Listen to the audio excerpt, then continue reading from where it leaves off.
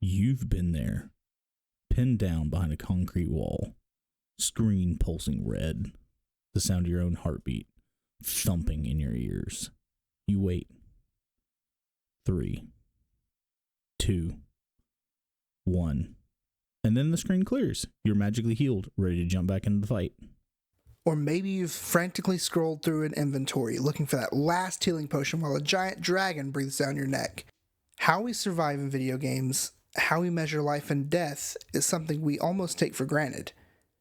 But that simple concept of health has one of the most fascinating histories in all of gaming. It's more than just a bar in the corner of your screen. It's a design choice that shapes everything about how we play. So today, let's take a deep dive into the evolution of health systems, from arcades that just wanted your quarters to the modern masterpieces that use health to tell a story.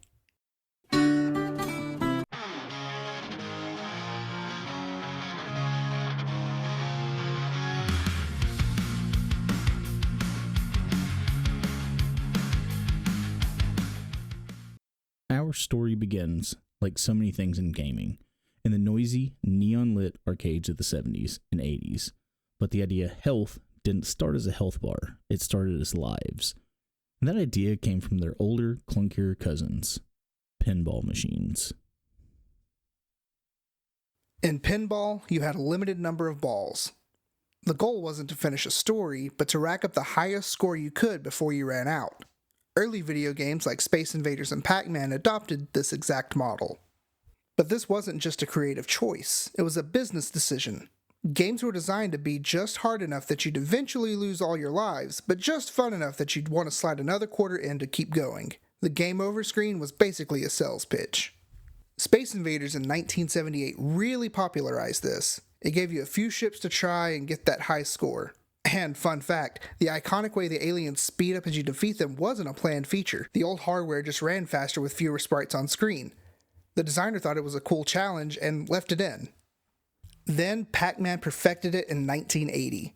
You got a few lives and you could even earn a 1-up by hitting 10,000 points. But here's the kicker. Arcade owners could actually flip switches inside the machine to change how many lives you started with, making the game harder or easier to maximize their profits. The life system worked for the arcades, but as the games came home and got more complex, designers needed something more granular. And for that, they looked to the world of tabletop RPGs, specifically Dungeons and Dragons. This is where we get the concept of hit points, or HP. Suddenly, your character's ability to survive isn't just a handful of tries, it was a number, an attribute. This was revolutionary. It meant different attacks could do different amounts of damage, and things like armor could reduce that damage. Of course, if you have a number, you need a way to show it.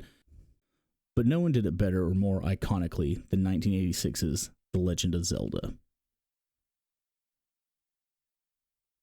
The heart system is just brilliant. It's instantly understandable and it's tied directly to progression. You start with just 3 hearts, feeling weak and vulnerable. But every time you beat a boss and get a new heart container, you get a permanent, visible upgrade. You feel stronger. Plus, enemies drop little hearts when you defeat them, encouraging you to fight instead of run away. But that same year, Metroid took a totally different, much more brutal approach. Samus Aran had a numerical health system, which you could upgrade by finding energy tanks. But here is the catch. Every time you died, you respawned with only 30 health, no matter how many tanks you had. This forced you into this tense, desperate loop of grinding on weak enemies just to get your health back before facing a tough boss. It was punishing, but it perfectly created that sense of isolation and dread that Metroid is famous for. So we have health bars. The next logical step, giving players control over healing themselves. Enter the era of consumables. The potion, the first aid spray, and of course, the med kit. While other games had healing items, it was the 1992's Wolfenstein 3D that really cemented the medkit as a staple of first-person shooters. This added a whole new strategic layer. Health was now a finite resource you had to manage. Do you use your last medkit now, or save it for the boss you know is just around the corner?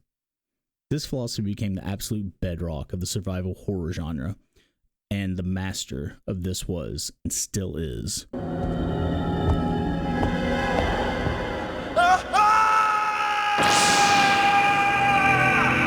Resident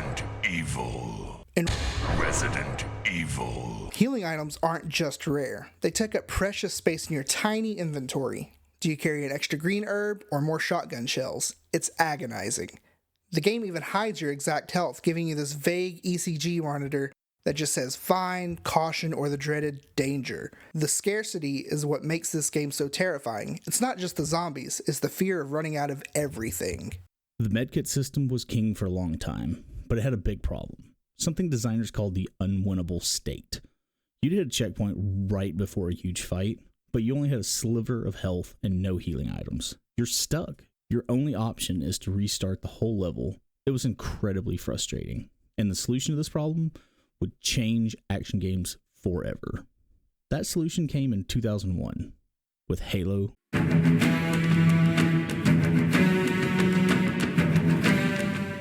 Halo's hybrid system was genius. Master Chief has a regenerating energy shield. As long as you can find cover for a few seconds, your primary defense comes back, meaning you're ready for the next fight. This completely solved the unwinnable state problem, but, and this is key, underneath that shield is a traditional, non-regenerating health bar.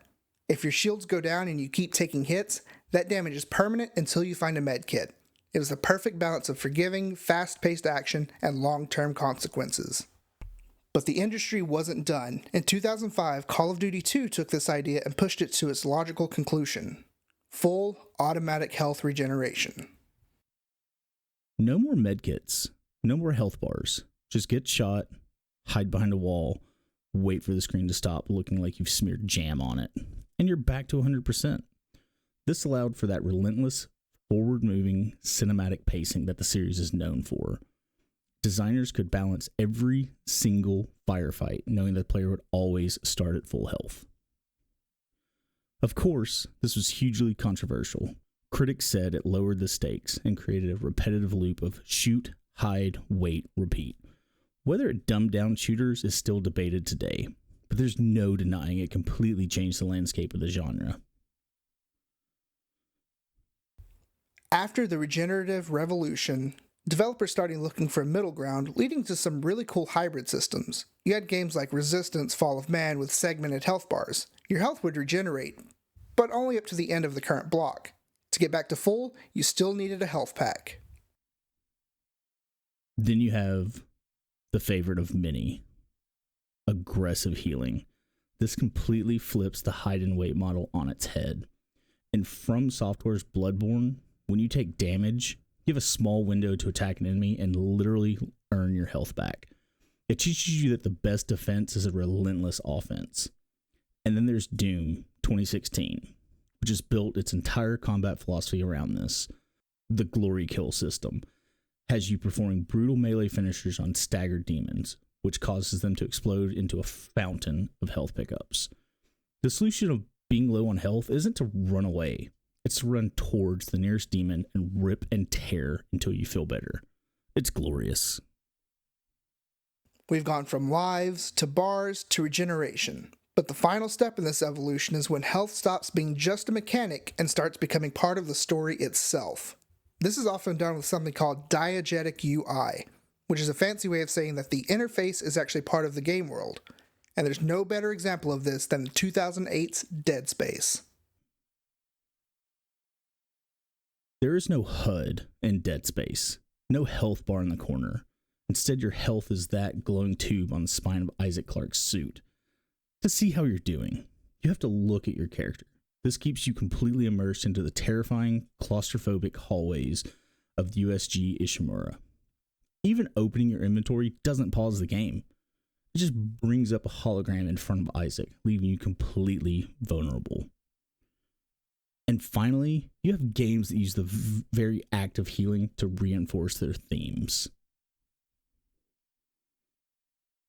In The Last of Us, healing isn't just a button press. You have to hold the button down and watch as Joel slowly, painstakingly wraps a bandage around his arm. During that animation, you are completely exposed. It's not a power-up, it's a desperate, vulnerable act that perfectly communicates the gritty reality of this world. The entire gameplay loop of scavenging for scraps of alcohol and rags just to craft a single health kit mirrors the game's story about the scarcity of resources and the desperate search for a cure. The mechanic is the story. So from a simple system designed to take your quarters to a complex tool for storytelling, the journey of health in video games mirrors the journey of the medium itself.